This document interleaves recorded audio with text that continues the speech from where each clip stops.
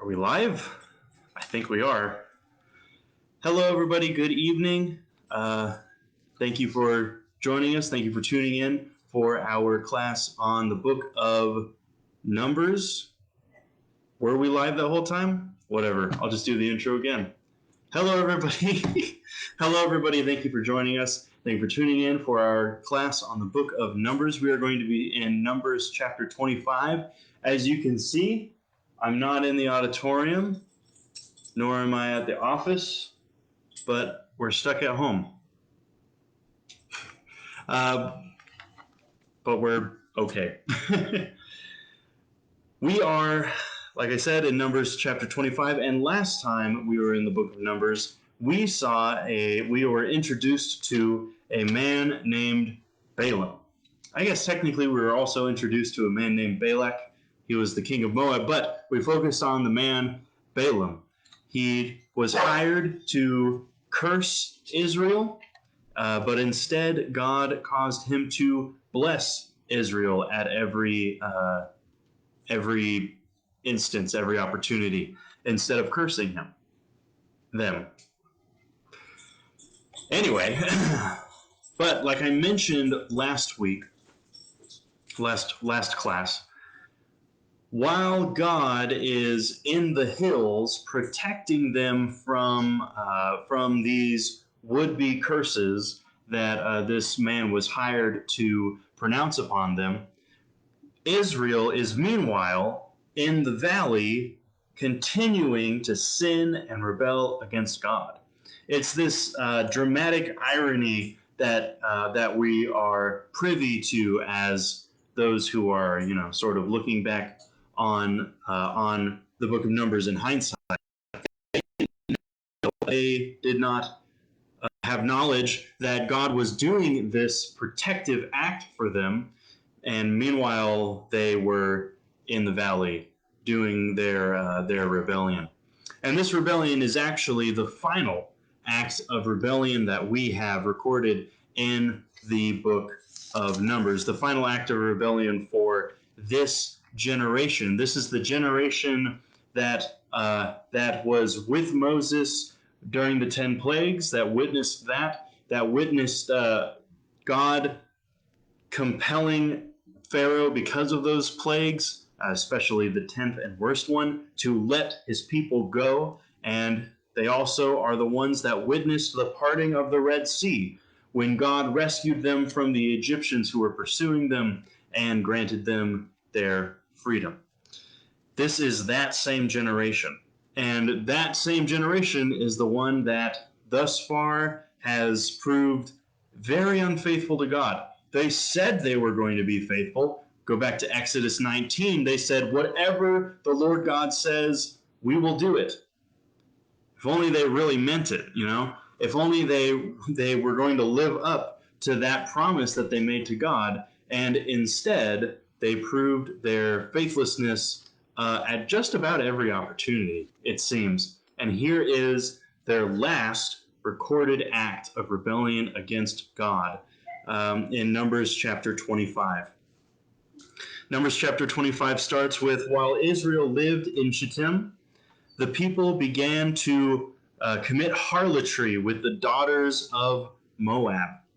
These invited the people to sacrifice to their gods, and the people ate and bowed down to their gods. So Israel yoked themselves to the Baal of Peor.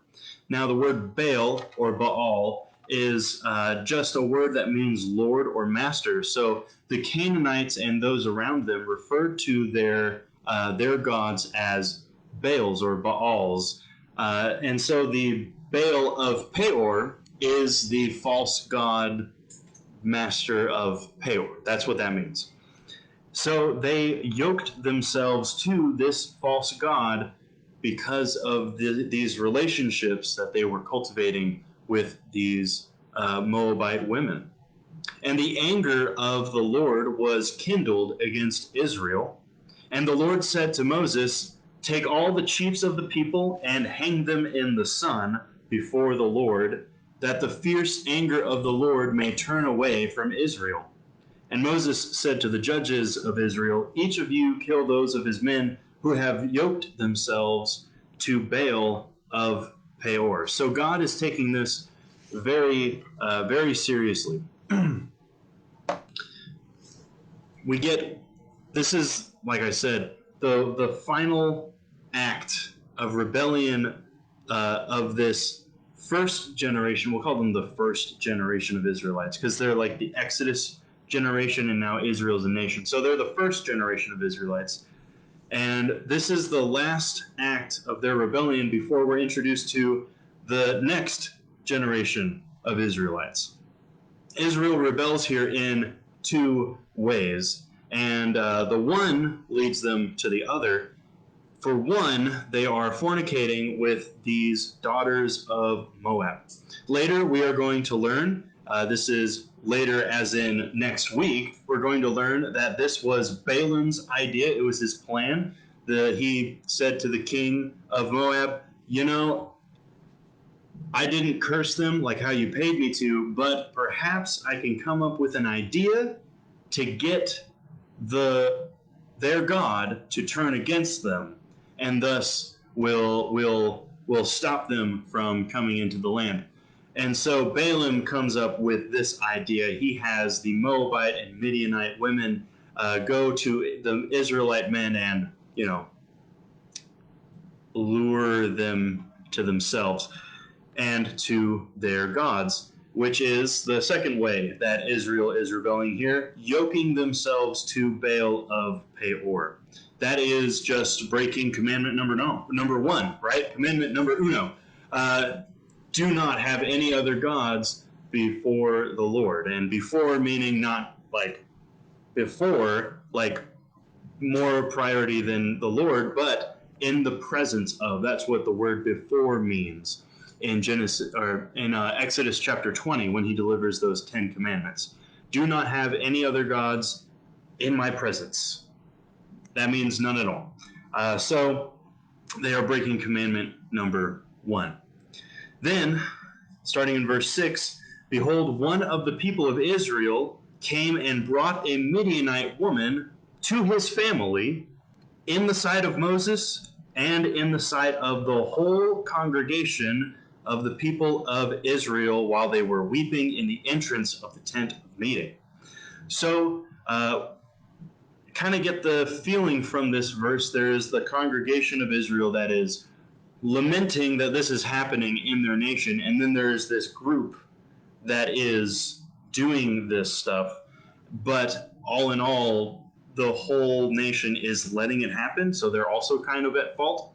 But this man decides he is going to bring the Midianite woman home to his family as if she is his wife.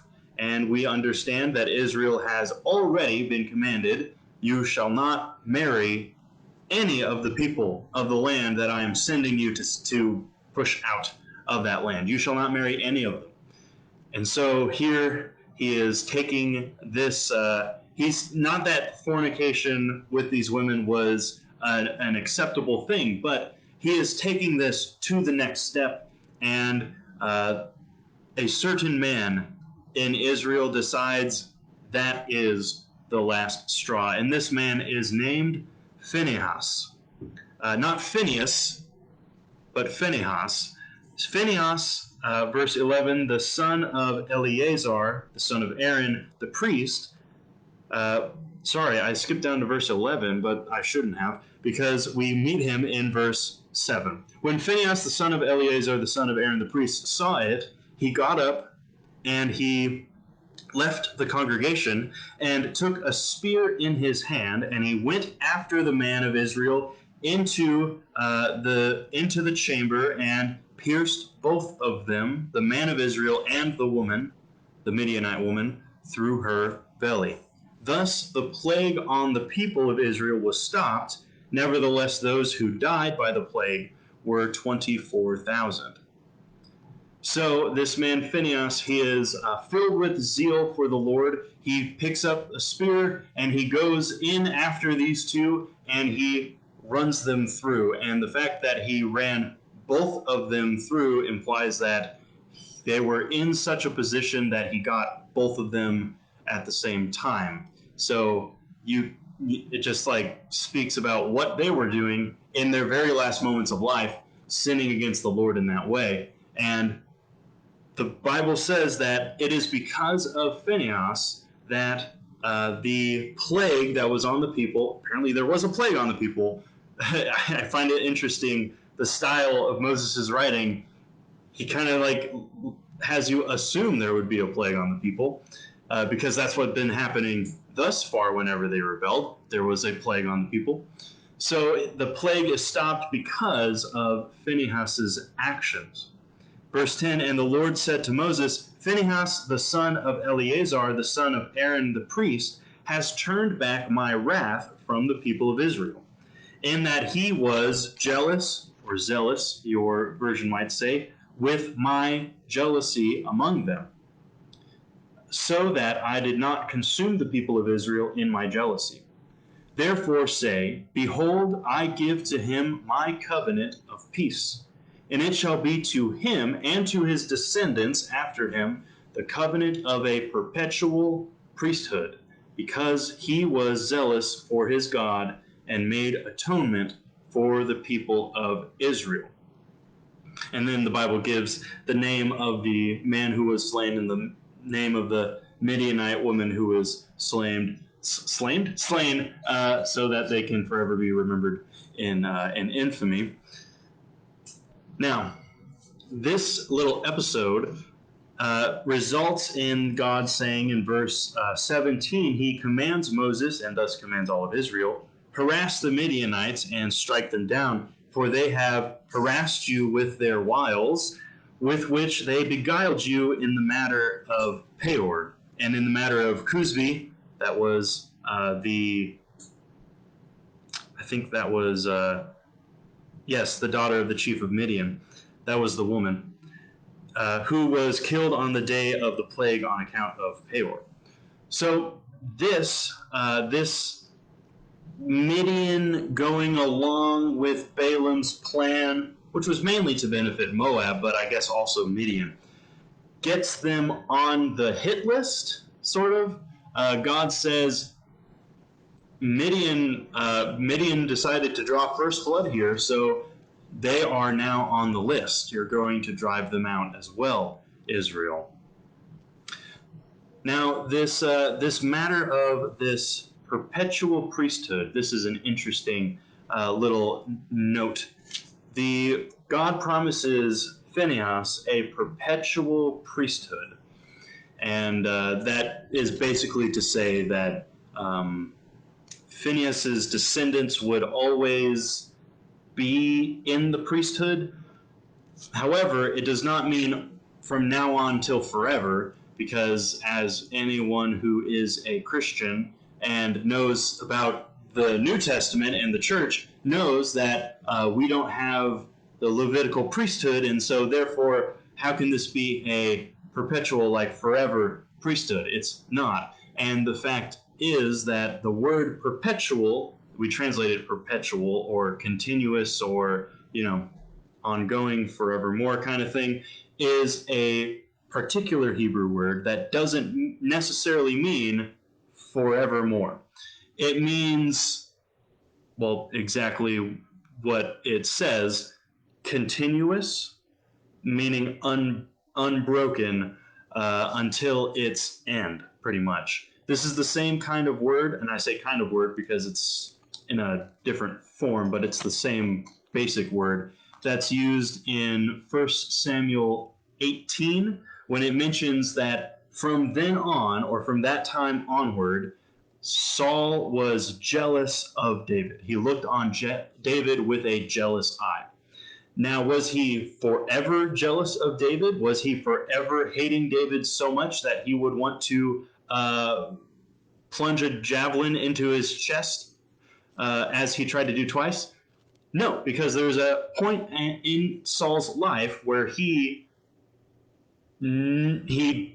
recognizes that he was in the wrong, and he says to David, I have sinned. That's at like the end of his life. So when it says that Saul perpetually was jealous of David, it didn't mean forevermore. It meant from that point on to its end point continuously. No broken parts in there. It was a through line from the beginning of it to the end of it. So that's what God probably really meant when he said, Phinehas will have a perpetual priesthood. His descendants will be in the priesthood continuously from this moment on to the end of the Levitical priesthood. That's just the common sense way of interpreting this. And thus it's also not a contradiction. Speaking of contradictions, this passage also has a little detail that many people love to point to and say, hey, the Bible has a contradiction in it, and it's one that's so simple it's literally just math. That is when it mentions that 24,000 people died in this plague. And I am thinking of a reference made to it in the New Testament, and that is in 1 Corinthians chapter 10, verse 8. Paul references this very passage. Let's see if I can actually get there. There we go. When talking about the example or the warning set forth by the example of this first generation of Israelites from the Exodus, he says in verse 8, we must not indulge in sexual immorality as some of them did. Talking about Numbers chapter 25. And 23,000 fell in a single day. Now, if you passed first grade math, you will understand that there is a difference of 100 people between 2,400 and 24. There's a difference of 1,000 people, even bigger, between 24,000 and 23,000, obviously. And so people say, hey, there's a contradiction, and therefore the Bible has contradictions. But is this actually a contradiction? This is a very important lesson in logic and detecting contradictions and determining whether or not they're actually contradictions. If there is a way of explaining it, it's not a contradiction. And here's a way of explaining it. Paul says, and he says this very specifically, 23,000 fell in a single day, one day. Meanwhile, all that Numbers 25 says is that those who died in the plague were 24,000. Could the plague have lasted more than one day? Yes. All Paul said was 23,000 died in one day of this plague. What about the other 1,000? It could have been the day after. It could have been the day before. It could have been spread out over many days. It could have been the sort of residual effect of this plague. I don't know. There are many ways of explaining that. It's a good logic lesson there. If there is a way, at least a way, of explaining an alleged discrepancy, it's not actually a contradiction. Little lesson in apologetics. So from here, like I said, this was that generation's final act of rebellion against God. We are now introduced to the next generation, or the new generation. I like next generation because I like Star Trek. But this is in Numbers chapter 26. Won't read it all because it is famously the census that comes at the end of the book of Numbers, near the end of the book of Numbers. So there is, now that the previous generation is gone, they have perished in the wilderness, a new census is taken. And the total comes out to 601,730. Like I said about the last one, the exact number is not actually important. But what is important is the fact that, while this is technically less than what they started out with, 603,550, it's technically less than what they started out with. It's not drastically less. It's just, 6,000-ish less than what they started out with. So God has seen the nation of Israel through the wilderness here. And he has not had them become, a ragged remnant of what they once were. But also, he is going to conquer the land of Canaan with less people. They were worried that they didn't have enough strength to conquer the land of Canaan, and God says, I'm going to conquer it with less people. I'm going to conquer it with your children, and your children are fewer now than they were at the beginning. So that is an interesting thing. Verses 63 through 65 of chapter 26 say that these were those listed by Moses and Eleazar the priest. Remember, Aaron is dead, so Eleazar, his son, has become the high priest, who listed the people of Israel in the plains of Moab by the Jordan at Jericho. But among these, there was not one of those who were listed by Moses and Aaron the priest, who had listed the people of Israel in the wilderness of Sinai. For the Lord had said to them, they will die in the wilderness. Not one of them was left, except for Caleb, the son of Jephunneh, and Joshua, the son of Nun. Those were the Caleb and Joshua. They were the two spies that came back with a favorable report about the land and saying, the Lord is with us. We can do this. Let's get in there and go. And then the other 10 spies whose names are, no one remembers them because they are the 10 that delivered the bad report and said, there's no way we can do this. We're going to get annihilated. They all died. And Joshua and Caleb still lived. And they were going to go into the land of Canaan. So then after chapter 26, and before we get a word on what is going to happen with Israel after Moses passes away, because remember, Moses also rebelled against the Lord at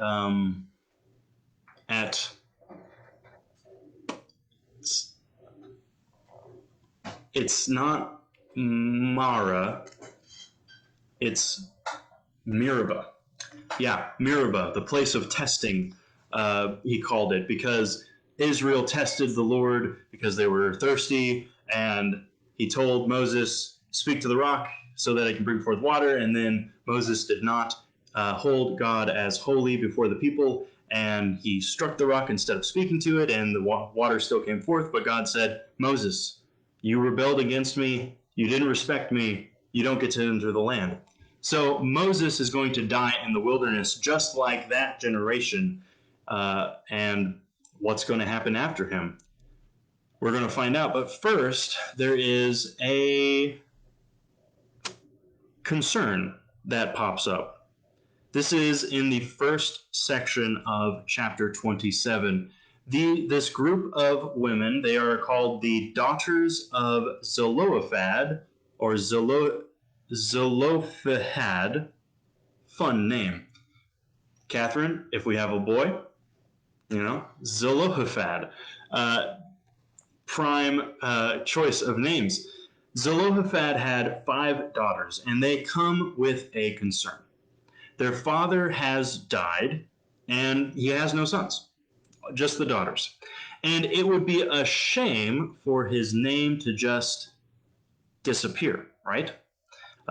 Because he happened to not have any sons. And so his name would disappear from Israel once they are all married off, and his land, his inheritance, would be inherited instead by who? That's the question.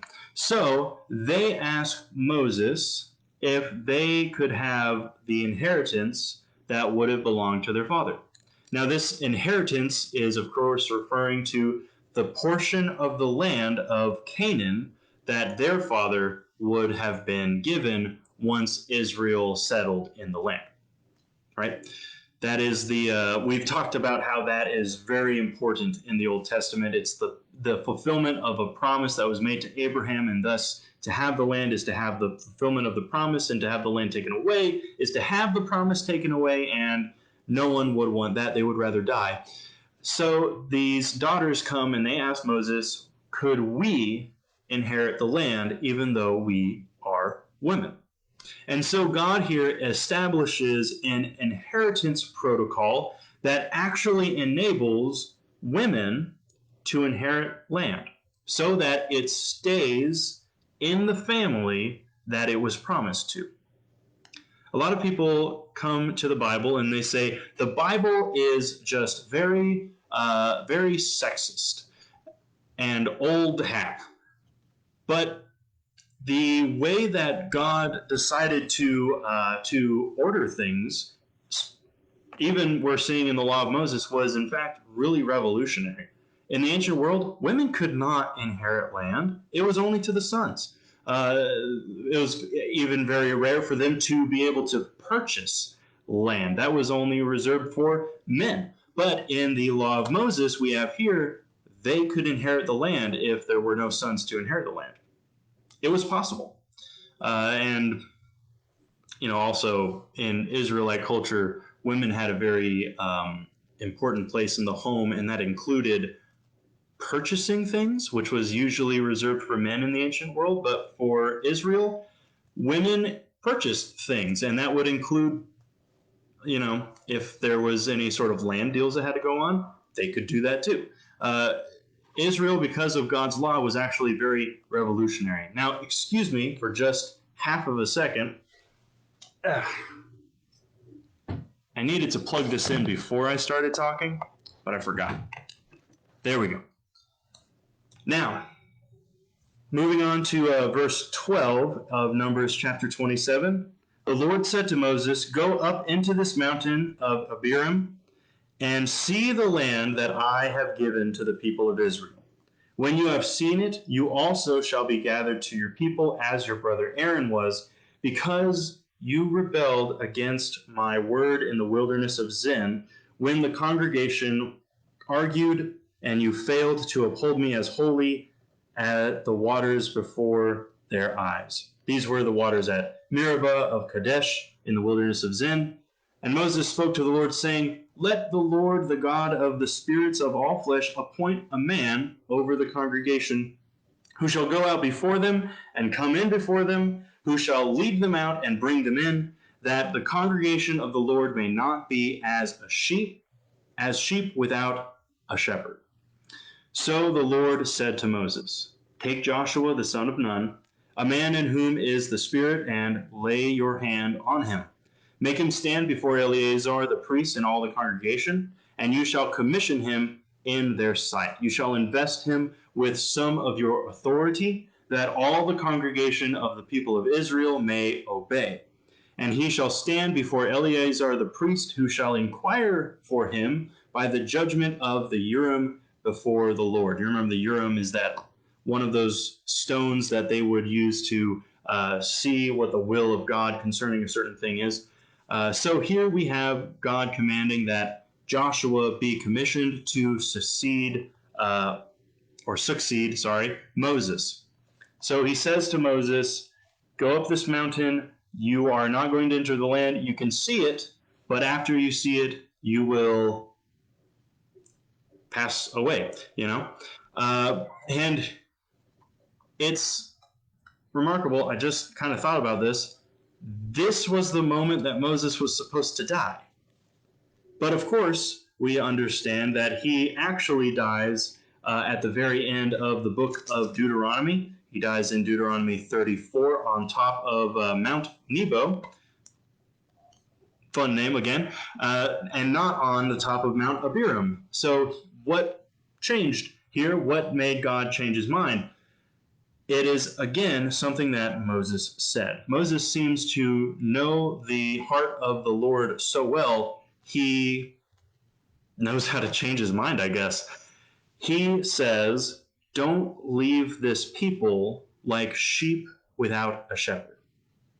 So here, God is going to allow him more time to train up Joshua, to give him some of his authority, Here he's going to have some of his authority, and later in Deuteronomy, he's going to get like the rest of the authority. So it's sort of a trainee mentor situation between Moses and Joshua.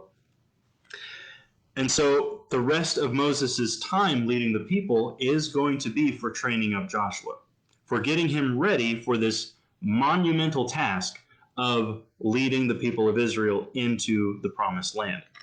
That's some big pressure on this young man. But Israel needed a leader. Moses knew that if they were left without a strong man of faith to lead them, they weren't going to remain faithful to God. And Moses also knew the Lord would rather them remain faithful to God than be scattered in the wilderness because of their unfaithfulness once again. Then in chapter 28, we have a matter concerning offerings, and Moses reiterates the offerings that Israel must make to the Lord. These are, exactly the same as in the book of Leviticus. And keep in mind, these Israelites, though, were not present when the original was said back in the book of Leviticus. These Israelites were, by and large, not born yet. Some of them were, but they were children. They weren't listening to this law being recited. They were just kids, and they were, doing what kids do. Probably running around, playing, terrorizing some anthill or something. I don't know why I said that. I'm going off on a tangent. But anyway, so Moses is going to tell them all of these again. Daily offerings had to be made every morning and every evening.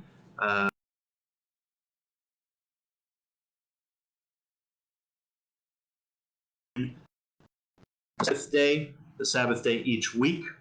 Special offerings were also made on the first of each month. It's an interesting thing. I don't think we saw that in the book of Leviticus. And also, sacrifices were offered on each annual feast day. And we had seen back in Leviticus that is there's Passover, there's Pentecost, which is called the Feast of Weeks. There's the Feast of Trumpets, the Day of Atonement, the Feast of Booths, and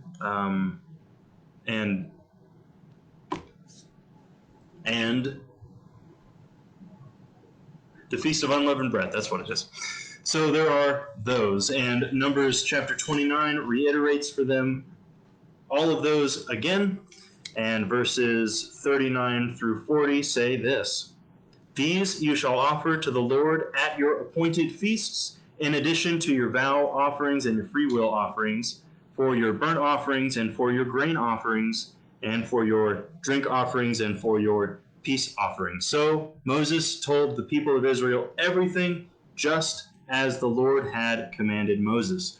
So this new generation of Israelites knows they are receiving the law just like the last one did, just like their parents did. There's no inaccuracy going on here. Moses is very intent on repeating to them just as the Lord commanded him to say. And then in chapter 30, there is once again a matter of vows, that if a man makes a vow to the Lord, he has to keep it. It is a very serious matter, and that echoes actually the very last chapter of the book of Leviticus. We had looked at that and we thought, that's kind of weird that that's what they end on, but it kind of drives home the fact that they were supposed to take this very seriously. And so if they made a promise to God, they had to keep that promise. Now there is another addendum put onto this in the book of Numbers, that if a woman makes a vow and she is still in her father's house, she must respect her father's wishes. If her father says, yes, that sounds right, we can do that, then she has to be held to her vow. But if her father says, I don't think you thought this through. Or if her father says, we don't have the things to actually do that, then the vow is called off. There is still the social structure that is to be respected here. The position of the father or the husband. This also applies to married couples. That has to be respected because it's supposed to exist that way. So, it goes on and says if she's married, she must respect her husband's wishes. If she marries while she is under her vow, meaning she makes her vow and then she gets married while still under the vow, she must respect her new husband's wishes. Just because she made this decision before she got married, according to God, that doesn't mean that it overrides the way that he intends for the family to be set up. But if she is a widow or if she is divorced, her vow stands because she is not in anyone's household.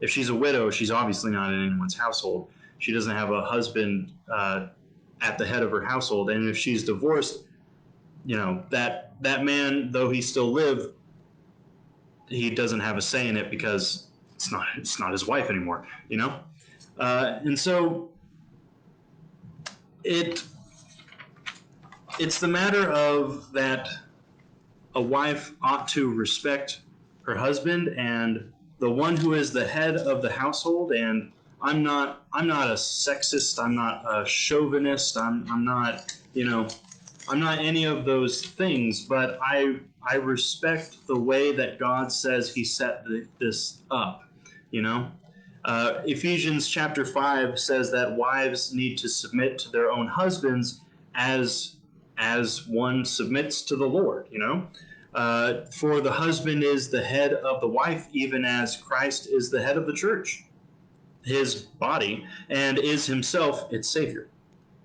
And now, as the church submits to Christ, so also wives should submit to everything to their husbands. Now, Paul goes on to say, husbands, you have responsibilities to your wife too. You need to love her as Jesus, as the Christ, loved the church. How much did he love the church? He laid down his life for her. He died for her. Do you love your wife so much that you would die for her? And while you're still living, everything that you are doing is for her best interest. And if everything you're doing is for her best interest, then, there wouldn't really be a problem with her submitting to your lead, following your lead, submitting to your position, your authority as the head of the household, because she knows that everything you're going to do is because you love her. And when people know that what you're doing is because you love them, and because hopefully you know what is best for them, there's less friction when one is asked to submit. But also in Titus chapter 2, Paul says in verse 3, older women likewise are to be reverent in behavior. They're not to be slanderers or slaves to much wine. They are to teach what is good, and so train the young women to love their husbands and love their children, and to be self-controlled, to be pure, to be working while at home, to be kind, to be submissive to their own husbands, that the word of God may not be reviled. Oh, that reasoning that is given at the end, so that the word of God may not be reviled. If women in the church said, hey, we are women in the church, and therefore we don't have to respect our husbands, how do you think that's going to really reflect on the church and on God and his word, the word that they are professing to obey? It's going to reflect very poorly.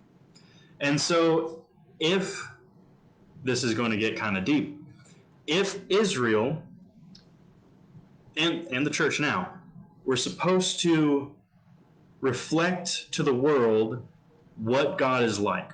You know, holy priesthood, royal priesthood, nation of priest, holy nation, that kind of mentality of, you know, being priests to the world.